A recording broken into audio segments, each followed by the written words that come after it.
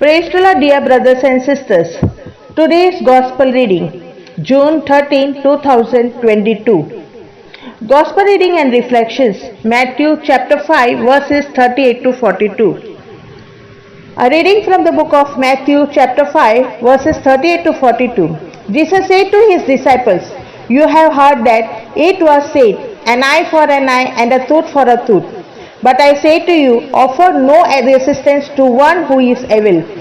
When someone strikes you on your right cheek, turn the other one to him as well.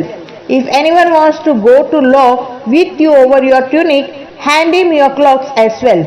Should anyone press you into the service for 1 mile, go with him for 2 miles. Give it to the one who asks of you, and do not turn your back on one who wants to borrow." Reflection. If someone insults you to tries or to take advantage of you, how do you respond? Do you repay in kind?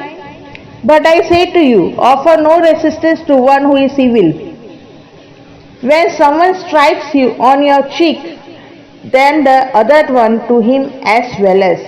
Matthew chapter 5 verses 39. This is a hard teaching to embrace. Did Jesus really mean this? Often when put in a situation where someone wrongs us or hurts us, we can tend to rationalize away this gospel passage immediately and presume it doesn't apply to us. Yes, it is hard teaching to believe and an even harder one to live. What does it mean to turn the other cheek? First, we should look at this on a literal level. Jesus did mean what he said. He is the perfect example of this. Not only was he slapped on the cheek, he was also brutally beaten and hanged on a cross.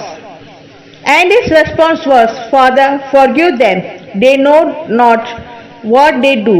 Therefore, Jesus does not call us to do anything that he himself was not willing up to.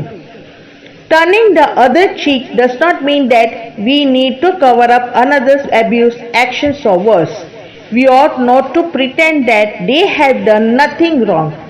Jesus himself, in forgiving and in asking the Father to forgive, acknowledged the grave injustice he received at the hands of sinners. But the key is that he did not allow himself to be drawn into their malice.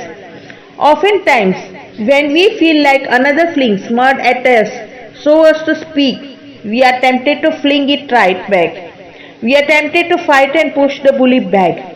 But the key to overcoming the malice and cruelty of another is to refuse to be drawn down into the mud.